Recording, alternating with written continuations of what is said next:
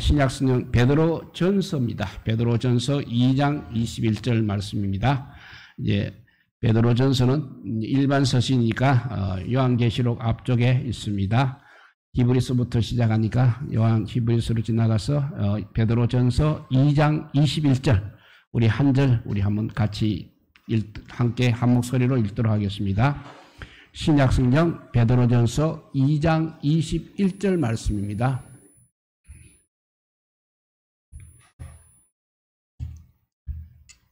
예, 다 찾았으면 같이 읽겠습니다. 이를 위하여 너희가 부르심을 받았으니 그리스도도 너희를 위하여 고난을 받았사 너희에게 본을 끼쳐 그 자취를 따라오게 하려 하셨느니라. 아멘.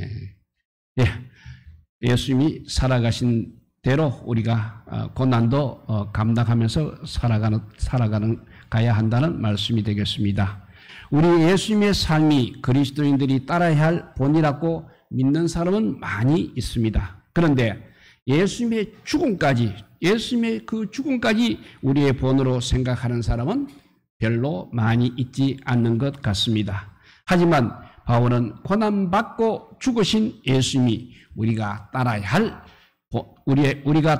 할 본을 보여주셨다고 그렇게 말했습니다. 성경은 예수님이 완전한 인간이셨다고 말하고 있습니다.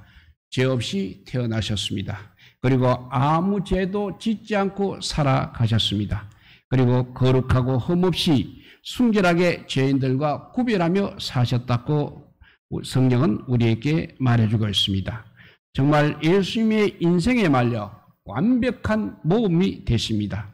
우리는 그분의 거룩하심처럼 거룩해야 되겠고 그분의 순결하심처럼 순결해야 되겠습니다. 그리고 그분의 온유하심처럼 온유해야 하며 그분의 지혜로우심처럼 지혜롭고 그분의 겸손하심처럼 우리가 겸손한 삶을 살아가야 하겠습니다. 그리고 우리 예수님은 하나님께 완전히 순종하셨습니다. 그래서 우리도 그분의 순종의 본을 따라가야 하겠습니다. 또 우리의 섬김도 역시 예수님을 닮아야 하겠습니다. 우리가 세상에 대한 태도 역시 그분이 세상을 대하셨던 그 태도도 우리가 닮아가야 하겠습니다. 우리는 예수님의 삶이 이렇게 모범적인 삶이었다는 것을 너무나 잘 알고 있습니다. 여기에 이 일을 제기할 사람은 별로 없을 것입니다. 하지만 오늘 베드로전서 2장 21절 말씀은 예수님이 우리의 본이 되시되 삶의 방식뿐만 아니라 죽음까지도 본이 되신다고 우리에게 말씀하고 있습니다. 그렇기 때문에 우리는 그분의 삶만 본받는 것이 아니라 죽음도 보고 그분의 성품에 대해서 더 많이 알 수 있다고 그렇게 말씀하고 있는 것입니다. 사람들은 가장 힘든 시기에 바로 자신의 진면목을 나타내고 있는 것입니다. 그래서 고난은 사람의 성품을 드러내고 역경은 사람의 미덕을 드러낸다고 했습니다. 고난은 사람의 성품을 드러내고 역경은 사람의 미덕을 드러낸다고 했습니다. 어려움이 클수록 우리의 진면목은 더 확실하게 뚜렷하게 드러나기 마련인 것입니다. 좋은 시절에만 알고 지냈던 사람은 그 사람을 진짜로 안다고 말하기 어려울 것 같습니다. 힘든 시기에야 비로소 그 사람의 진성품이 드러나는 것입니다. 우리 예수님도 마찬가지인 것입니다. 예수님께서 가장 큰 시련을 겪을 때 그분의 성품이 가장 순수하고 진실하게 드러났을 것입니다. 그런데 예수님께서는 죽음을 앞둔 순간에도 이 땅에 사시던 날들처럼 완벽하셨다는 것을 우리가 알 수 있습니다.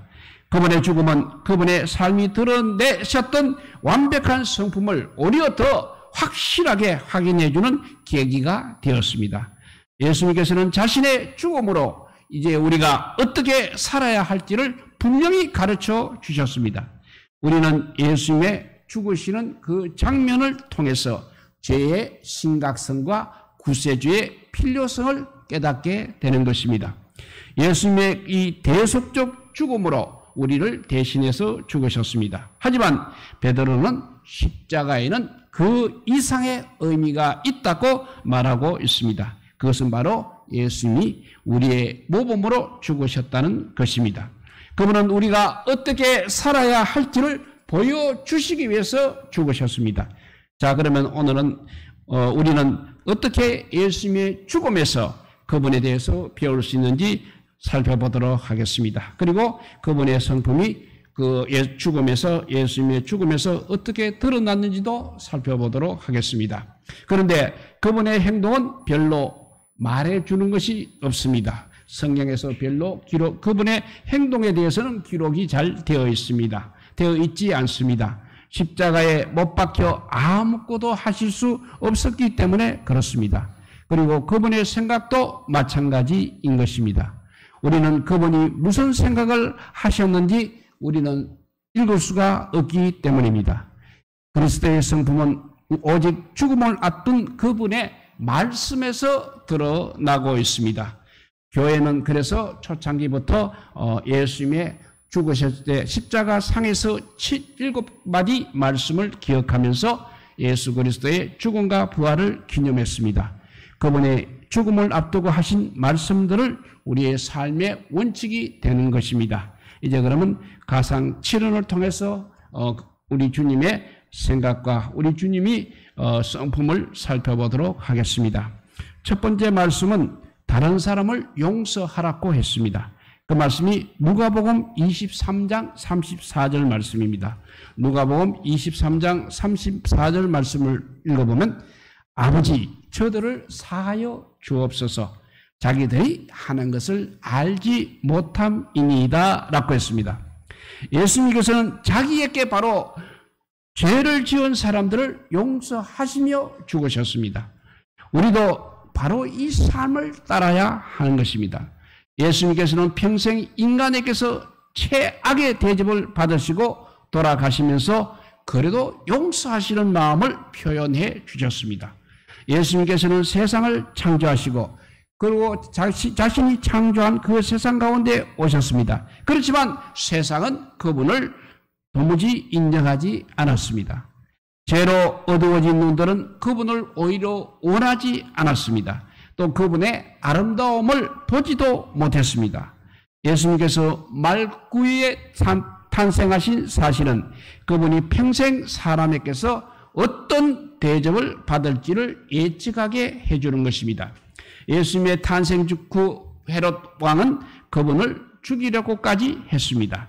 이 사건은 인류 역사상 계속된 예수님에 대한 적대감의 전초전에 불과한 것입니다. 예수님의 원수들은 끊임없이 지금도 그분을 무너뜨리려고 하고 있습니다. 인류의 배신은 십자가에서 바로 그 절정에 달하였던 것입니다. 하나님의 아들이 그들의 손에 자기를 넘겼습니다. 그들은 그분을 처형할 계획을 차근차근 진행하고 있었습니다. 가짜 기소도 하고 또 재판을 거친 예수님은 사형 집행자들을 이렇게 용서하셨습니다. 판사 맡았던 총독은 그분께 죄가 없다는 사실을 인정은 했지만 분노한 군중들을 달래기 위해서 그분을 오히려 희생제물로 삼았습니다. 평범한 죽음은 예수님의 강적들을 만족시킬 수가 없었습니다. 그렇기 때문에 그들은 예수님께서 가장 고통스럽고 수치스러운 죽음, 바로 십자가형으로 예수님을 몰고 갔습니다. 예수님은 인간의 관점에서 인간과 악령들의 혐오와 반감, 그리고 쓰라림, 복수, 사악함의 희생자로 십자가에 매달린 채 다른 사람들을 용서하셨습니다. 인간의 관점에서 생각해보면 우리는 부당한 처형을 받은 예수님이 하나님께 동정심을 구걸하거나 주먹을 휘두르는 모습을 상상할 수 있는 것입니다. 우리가 십자가 사건을 기록했다면 그분이 악담을 퍼붓거나 처형자들을 복수하겠다고 위협하는 장면을 그렸을지도 모르겠습니다. 하지만 하나님의 아들은 이런 모습과는 너무나 거리가 멀었습니다. 그분이 맨 처음 꺼낸 말씀은 바로 기도인 것입니다. 예수님께서는 자기 목숨을 앗아가는 사람들을 용서해달라고 하나님께 기도하셨습니다. 예수님은 인간의 악한 마음을 너무나 잘 알고 계셨기 때문에 이렇게 기도하실 수 있었던 것입니다. 누가복음 23장 34절에 자기들이 하는 것을 그들이 알지 못함이니이다 라고 기도했습니다. 예수님은 인간의 죄성과 어두워진 마음을 너무나 잘 알고 계셨습니다. 타락한 인간의 무지함을 고통스럽게 깨닫고 계셨습니다. 예수님께서는 거기 있는 사람들이 자신이 누구를 죽이는지도 얼마나 그리고 무서운 죄를 저지르고 있는지도 전혀 알지 못했다는 사실을 잘 알고 계셨습니다. 그리고 그들은 자신들이 생명의 왕이요 자신들의 창조자를 지금 죽이고 있다는 사실 그것도 알지 못했습니다. 메시아를 죽이고 있다는 사실은 그들은 아마 꿈에도 생각하지 못했을 것입니다. 예수님을 죽인 사람들에게는 용서가 그래서 필요했습니다. 그들이 거룩하신 하나님의 임재 가운데 나와 하나님께서 주시는 기쁨을 맛볼 수 있는 유일한 길은 그들의 죄를 용서받는 것뿐이었습니다. 예수님께서는 자신을 죽인 사람들의 절박한 필요를 위해서 기도하셨습니다. 그분은 복수할 방법을 찾는 것보다 흉악한 살인자들이 용서받는데 더 관심이 있었다는 것입니다. 이것이 바로 우리 예수님의 너그러운 마음입니다. 이것이 곧 복수를 바라지 않는 순수한 마음인 것입니다. 그래서 베드로전서 2장 23절에 보면 욕을 당하시되 맞대어 욕하지 아니하시고 고난을 당하시되 위협하지 아니하시고 오직 공의로 심판하시는께 부탁하셨다 했습니다. 용서는 우리 인간에게 가장 절박하게 필요한 것입니다. 용서는 우리가 지옥을 피하여 하나님과의 사귐으로 들어갈 수 있는 유일한 길입니다. 그렇기 때문에 예수님은 우리를 위해서 용서를 구하셨습니다. 예수님이 없으면 우리는 거룩하신 하나님 존재에 어울리지 않는 죄인일 수밖에 없다는 사실을 우리가 깨달아야 하는 것입니다. 죄 문제를 해결하지 않는다면 고상한 생각이나 선한 결심, 우리가 지키는 훌륭한 규칙 따위는 다 소용이 없습니다. 여러분과 하나님 사이에 죄가 있다면 아름다운 성품을 기르고 하나님의 인정을 받도록 행동해 봐도 아무 소용이 없다는 것입니다. 그 모든 것은 마비되어 걷지 못하는 사람이 발에 딱 맞는 신발을 사거나 못 보는 사람이 악령을 사는 것이나 마찬가지인 것입니다. 죄사함의 문제는 이 세상에서 가장 근본적인 질문이 되겠습니다. 내가 아직도 죄 가운데 있다면 친구들 사이에 크게 존경을 받고 있다 해도 소용이 없는 것입니다. 내가 아직도 죄 가운데 있다면 내가 아무리 선한 사람이 된다 해도 소용이 없다는 것입니다. 예수님께서는 인간의 깊은 이런 필요를 알고 계셨습니다. 그분은 죄사함만이 인간이 지옥에서 벗어나 복을 받는 유일한 길을 알고 계셨습니다. 그분이 용서하려는 죄가 자신을 죽인 죄라는 것은 그분께 아무런 문제가 되지 않았습니다. 그리스도인들은 죄를 지은 사람들에게 안갚음하기보다는 그들을 용서하시는 이 하나님의 성품에 우리가 더 관심을 기울여야 하는 것입니다. 그래서 스데반도 역시 그리스도를 전파한 죄로 돌에 맞아 죽어가면서 사도행전 7장 60절에 이렇게 기도했습니다. 주여 이 죄를 그들에게 돌리지 마옵소서. 주여 이 죄를 그들에게 돌리지 마옵소서. 이렇게 스데반은 예수님의 본을 따라 기도했습니다. 우리 역시 그분의 본을 따라야 하겠습니다. 이렇게 첫 번째 가상철연의 첫 번째 말씀이 다른 사람을 용서하라는 말씀이었습니다. 두 번째 말씀은 다른 사람에게 전하라고 했습니다. 누가복음 23장 43절 읽어보면 예수께서 이르시되 내가 진실로 너에게 이르노니 오늘 너가 나와 함께 낙원에 있으리라 하시니라 했습니다. 두 강도가 예수님과 함께 십자가에 매달렸습니다. 한 사람은 예수님의 오른편에, 한 사람은 예수님의 왼편에 있었습니다.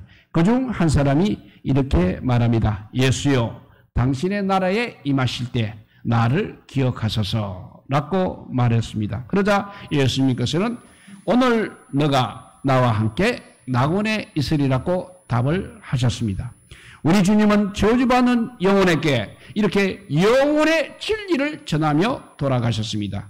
십자가에 매달린 그리스도께서 어떻게 자신을 못 박은 사람들의 원한과 모든 신자들의 형벌을 떠안은 채 한 죄인의 구원에 즉각 이렇게 반응하실 수 있었는지 정말 우리가 도저히 상상하기 어렵습니다. 하지만 우리 예수님은 바로 그런 분이었습니다. 예수님께서는 다른 일에 정신이 팔려서 한 사람을 구원으로 인도하는 일을 놓치는 경우가 절대 없으셨습니다. 그분은 사람들을 하나님께 인도하는 일에 그야말로 평생을 바쳤습니다. 이 강도의 회심은 놀랍기도 하고 극적이기도 한 것입니다. 십자가에 달리신 예수님께 믿어온 구석을 우리가 찾아보기는 믿어온 구석을 찾아보기는 힘들었습니다. 그분이 하나님의 그리스도이자 세상의 구세주요 메시아이며 다시 오실 왕이라는 증거는 겉모습으로는 드러나지 않았습니다. 인간의 눈에는 그냥 사형자에 지나지 않았습니다. 예수님은 사람들께 거절을 당하고 지금 죽음을 맞고 계셨습니다. 이 강도가 회심할 때 이렇게 말해주는 사람은 아무도 없었습니다. 요한복음 1장 29절 말씀입니다. 보라, 세상 죄를 지고 가는 하나님의 어린 양이로다. 이런 말을 해주는 사람은 아무도 없었습니다. 예수님이 그러니까 하나님의 아들이라고 말해주는 사람은 아무도 없었다는 것입니다. 친구들까지 그분을 배신했습니다. 그분은 수치스럽고 약한 상태였습니다. 예수님의 십자가형은 메시아와는 눈꼽만큼도 관계가 없어 보였습니다. 초라한 그분의 형편은 처음부터 유대인들에게 걸림돌이었습니다. 이제 그분의 죽음이 그 걸림돌을 오히려 경고히 해준 꼴이 되고 말았습니다. 이 강도와 예수님의 대화가 오간 때는 이것이 하나님께서 하신 일임을 보여주는 초자연적인 현상이 또 일어나기도 전이었습니다. 그러니까 그 초자연적인 현상은 아직 땅이 흔들린다거나 어둠이 찾아오거나 무덤이 열린다는 그런 초자연적인 현상이 일어나기 전이었습니다. 그런데 이렇게 불리하고 설득력이 떨어지는 상황 속에서도 이 강도는 십자가에 달린 예수님을 구주라고 확신할 수 있었다는 것입니다. 그 사람도 처음에는 다른 강도와 함께 예수님을 조롱했던 사람입니다. 그는 예수님께 자기를 기억해달라고 하며 용서를 구했던 것입니다. 예수님이 그분의 나라에 임하실 때 자기를 기억해달라고 부탁한 것으로 미뤄볼 때 그 강도는 그리스도의 부활과 재림도 확신할 수 있었던 것 같습니다. 이 강도는 죽음이 끝이 아니라는 것도 알고 있었습니다. 또 그의 요구는 그가 그리스도의 주권을 인정했다는 사실도 암시하고 있습니다. 또 그는 최악의 상황에 놓인 예수님 앞에서 이 모든 사실을 인정했습니다. 어떻게 이런 악조건 속에서 그리스도께 나올 수 있는 것입니까? 그러니까 결론은 구원은 인간이 하는 것이 아니라는 것입니다. 하나님의 주권적인 역사가 구원이라는 말 외에는 설명할 길이 없는 것 같습니다. 하나님께서 이 강도의 마음을 감동시켰습니다. 그래서 예수 그리스도에 대한 진리를 확신하게 하였던 것입니다. 우리는 구원의 원인을 하나님의 어떤 한량없는 은혜, 그거보다 인간적인 영향이나 수단 혹은 순조로운 환경 탓으로 돌리는 경우가 많이 있습니다. 목사님이 설교를 잘해서 혹은 자신의 기도가 응답되어서 구원을 받았다고 생각하는 사람들도 있는 것입니다. 이런 것들이 구원의 간접적인 요인은 될 수 있을지 모릅니다. 그렇지만 구원은 반드시 우리 하나님께서 개입하시는 은혜의 직접적인 결과인 것입니다. 나의 구원이 내가 잘해서 구원받는 것이 아니라 하나님께서 주시는 은혜인 것을 우리가 항상 기억해야 되는 것입니다. 그러니까 하나님이 이 강도의 마음속 어둠을 거두어 내셨습니다. 그러다 그가 믿게 되었다는 것입니다. 또한 그는 그리스도를 통해서 구원을 받았습니다. 그리스도의 민감함은 저주받은 영혼에게 구원을 주시는 하나님의 도구로 사용이 되었던 것입니다. 그리스도는 죄인들의 구원을 한결같이 바라고 계셨습니다. 예수님은 잃어버린 자를 찾아 구원하러 오신 분이십니다. 그래서 디모데전서 1장 15절에 보면 그리스도 예수께서 죄인을 구원하시려고 세상에 임하셨다 했습니다. 예수님은 십자가에서 죽으시는 중에도 바로 구원 사역을 이루고 계셨던 것입니다. 그분은 복음의 진리를 다른 사람에게 전하는 우리의 모범이 되십니다. 예수님께서는 자신에게 죄를 저지른 사람들을 용서해 주시고 그리고 저주받은 영혼에게 이렇게 영생의 진리를 전하러 죽으셨습니다. 우리도 이렇게 살아야 되겠습니다. 세 번째 말씀입니다. 다른 사람의 필요를 채우라고 했습니다. 요한복음 19장 26절 27절 말씀입니다. 요한복음 19장 26절 27절 보면 여자여 보소서 아들이니이다. 보라 너의 어머니라고 하십니다. 예수님은 이타적인 사랑을 표현하며 생을 마감하셨습니다. 그분이 매달린 십자가 발치에는 조롱하는 무리와는 달리 전혀 다른 5사람이 서 있었습니다. 사도 요한이 있었고 사도 요한 곁에는 예수님의 어머니 마리아가 있었습니다. 이 마리아는 예수님의 죽음으로 칼이 그의 영혼을 찌르는 듯 하리라는 수녀는 시몬의 예언을 온몸으로 지금 체험하고 있었습니다. 그리고 아들의 십자가까지 사랑해야 하는 어머니는 아무 말 없이 괴로워하며 서 있었습니다. 그리고 그 어머니 마리아 곁에는 야고보와 요한의 어머니 살로메가 있었습니다. 살로메는 마리아와 아마 자매의 지간인 것 같습니다. 그 자리에는 또 글로바의 아내 마리아도 있었고 예수님께서 귀신을 내쫓아 주신 막달라 마리아도 있었습니다. 히브리어로 마리아가 스라림을 뜻한다고 합니다. 이 상황과 잘 어울리는 이름인 것 같습니다. 로마인들은 사람을 이제 십자가에 매달 때 조금 낮게 매달았다고 합니다. 그렇다면 이 십자가 옆에 있는 요한과 여자들이 예수님을 만질 수도 있었다고 생각해 볼 수 있는 것입니다. 아마 그런 일이 가능한 일이었을 것입니다. 그들은 예수님께서 작은 소리로 말씀하셔도 들을 수 있을 만큼 가까이 다가갈 수 있었을 것입니다. 예수님은 마리아와 모자관계가 이미 끝났기 때문에 어머니를 부를 때 여자여 보소서 아들이니이다 라고 말씀하셨습니다. 예수님이 사역을 시작하실 때도 역시 어머니를 여자라고 부르신 적이 있었습니다. 마리아는 십자가에서 다시 한번 예수님을 아들이 아니라 자신의 구세주로 이해해야 한다는 사실을 아마 깨달았을 것입니다. 하지만 예수님의 의도는 자기에게 관심을 집중시키는 것이 아니었습니다. 그분은 자기 어머니를 이렇게 요한에게 자기 어머니를 부탁하셨습니다. 그리스도는 돌아가시면서 그래도 어머니를 마음속에 품고 계셨습니다. 십자가 발치했던 사람들 중에 아마 예수님의 어머니가 가장 형편이 어려웠을 것입니다. 남편 요셉은 이때쯤이면 이미 이 세상 사람이 아니었을 것입니다. 그렇지 않고서야 예수님이 이런 말씀까지 하실 이유가 없는 것입니다. 여기서 우리는 다시 한번 그리스도의 이타적인 사랑을 목격하게 됩니다. 십자가에서 그분은 온 세상 죄의 무게를 그리고 십자가의 고통을 그리고 전능하신 하나님의 분노를 짊어지시고 계셨습니다. 그분의 내면의 고통은 육신의 고통보다 훨씬 더 컸을 것입니다. 하지만 이토록 심한 고통 가운데서도 예수님께서는 긍휼을 보여주셨습니다. 그분의 생각은 이렇게 다른 사람을 향하고 계셨습니다. 이것이 바로 예수님의 순수한 성품을 드러내고 있습니다. 우리 역시 그렇게 살아가야 합니다. 자신의 고통에 함몰되어서 다른 사람의 필요를 외면하지 않도록 주의하시기 바랍니다. 이렇게 어머니를 부탁하신 것이 다른 사람의 필요를 채우고 있는 말씀인 것입니다. 그리고 네 번째 말씀은 죄의 심각성을 깨달아야 합니다. 마태복음 27장 46절 말씀입니다. 예수님께서 마태복음 27장 46절 말씀 나의 하나님 어찌하여 나를 버리셨나이까 했습니다. 정말 애처로운 말씀이 되겠습니다. 예수님은 죄의 심각성을 깨달으며 죽으셨습니다. 그분은 죄의 영향에 붕괴하며 돌아가셨습니다. 죄는 이렇게 하나님과 우리를 갈라 놓았습니다. 여기서 버림받다, 버리셨나이까, 버림받다라는 말은 사람이 자신의 묘사하는 말 중에 가장 고통스러운 단어라고 할 수 있는 것입니다. 버림받은 사람은 항상 외롭고 쓸쓸합니다.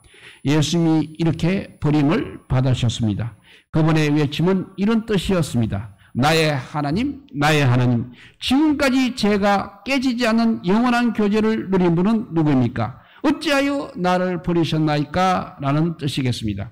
예수님이 누리고 영원하고 친밀한 관계와 비교해 볼 때 그분의 버림받아는 더 의미가 큰 것입니다.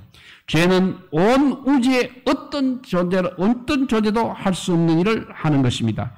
인간도 악령도 사탄도 아버지에게서 아들을 떼어놓을 수는 없는 것입니다. 그런데 바로 그 죄 때문에 하나님의 아들이 온 우주에서 가장 끔찍한 현실을 감내해야 했던 것입니다. 그것이 바로 하나님과 분리된 것입니다. 하나님과 분리된 가장 끔찍한 현실을 감내해야 하였습니다. 아버지가 아들 안에 계셨습니다. 아들이 아버지 안에 계셨습니다. 아버지와 아들은 이렇게 항상 함께였습니다. 삼위일체 가운데서 그 누구도 방해할 수 없는 완벽한 교제를 영원히 누리시고 계셨던 예수님이 이제 하나님께 버림을 받으셨습니다. 그 이유가 무엇이겠습니까?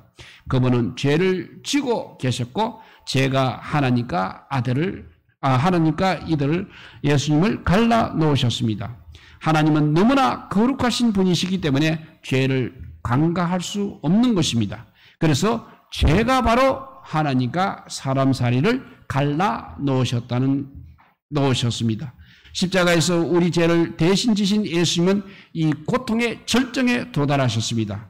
병사들이 예수님을 조롱하였습니다. 가시면류관을 씌우고 채찍으로 때리고 매질을 날고 얼굴에 침을 뱉고 수염까지 뽑았습니다. 말로 다할 수 없는 고통 가운데서 그분은 십자가와 수치를 묵묵히 견디어 내셨습니다.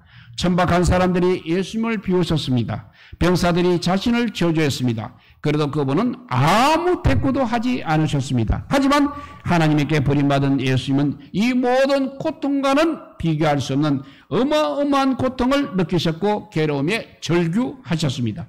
이 세상 그 어떤 역경과 시련도 우리 죄로 인한 고통에 비할 바가 아닌 것입니다.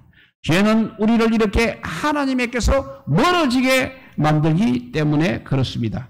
성도들은 죄 때문에 하나님과 분리되는 것을 예수님처럼 진심으로 괴로워해야 하는 것입니다. 예수님은 죄가 가져오는 혹독한 고통을 이렇게 몸소 겪으셨습니다. 죄가 그분을 아버지에게서 멀어지게 했기 때문입니다. 우리는 죄의 결과를 반드시 이해해야 하는 것입니다. 죄는 우리를 하나님께서 떼어놓았다는 사실을 늘 기억하시기 바랍니다. 그래서 우리는 죄의 심각성을 깨달아야 하는 것입니다.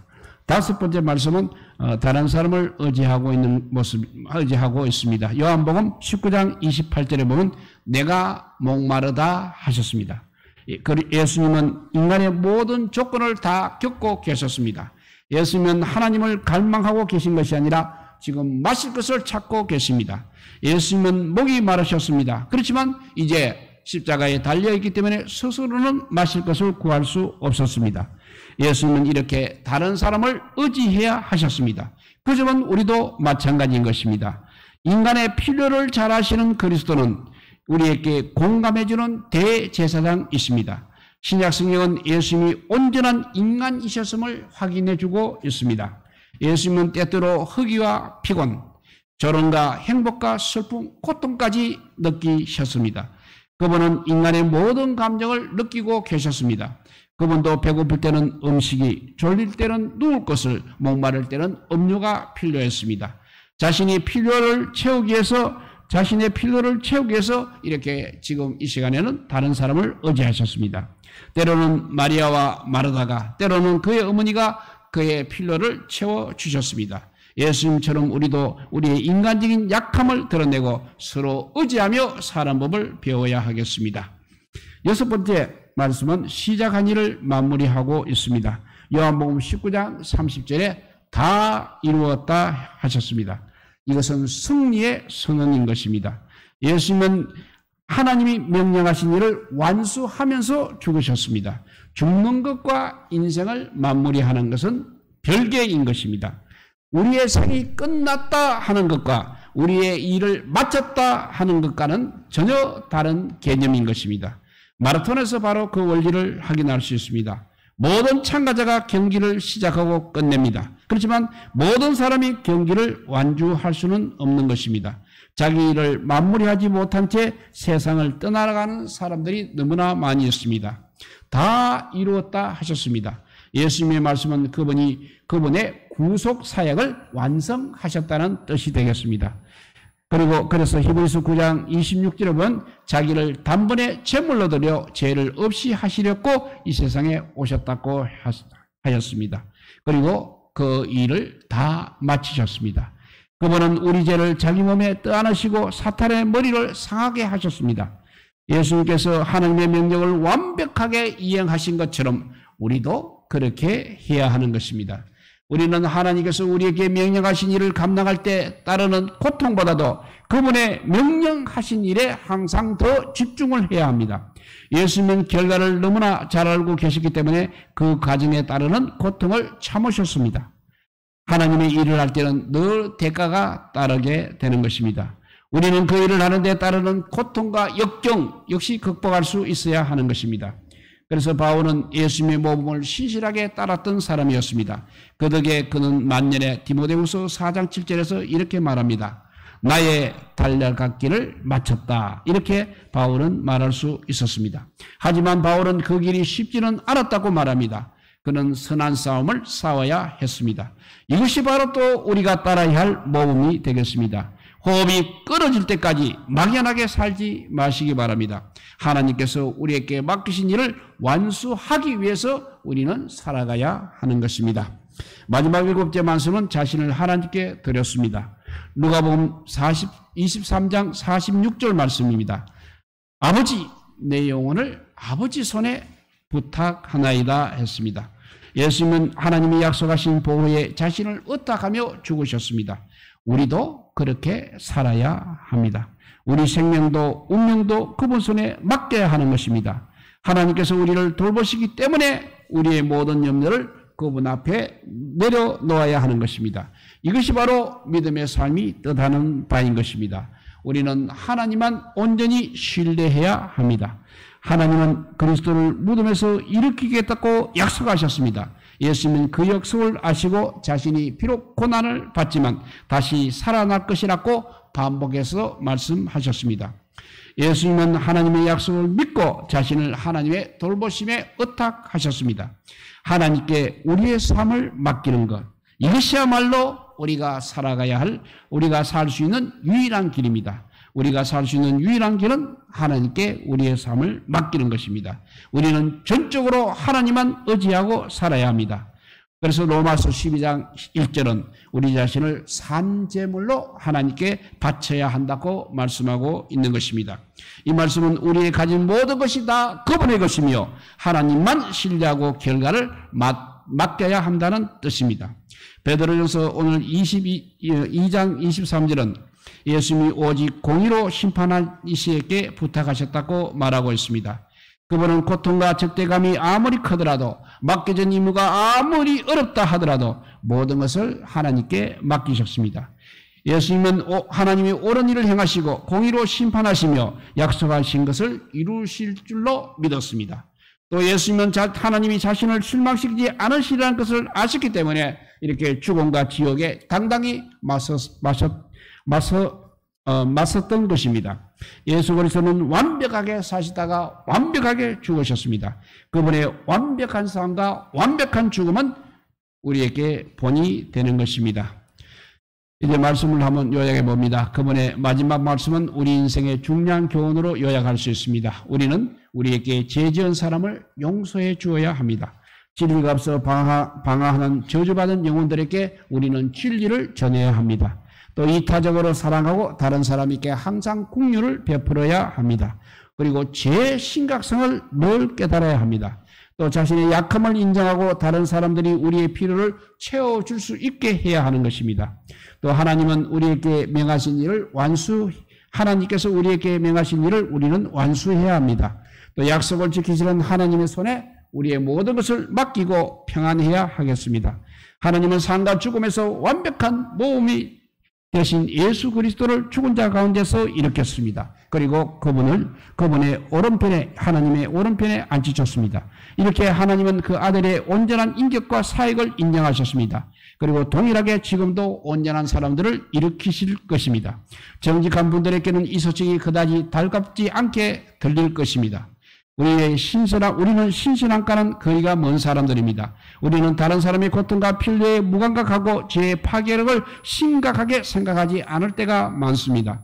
자존심 때문에 서로 도우며 살지 못합니다. 게으름 때문에 하나님의 일을 완수하지 못하고 있습니다. 눈으로 볼 수 있는 것만 믿을 때가 많습니다. 우리 스스로가 불안한 존재이며 불완전한 인류는 지옥에 떨어질 운명이라는 사실을 잘 알고 있습니다. 그러니 우리에게 무슨 소망이 있겠습니까? 히브리서 10장 14절 말씀입니다. 예수 그리스도께서 거룩하게 된 자들을 한 번의 제사로 영원히 온전하게 하셨느니라 했습니다.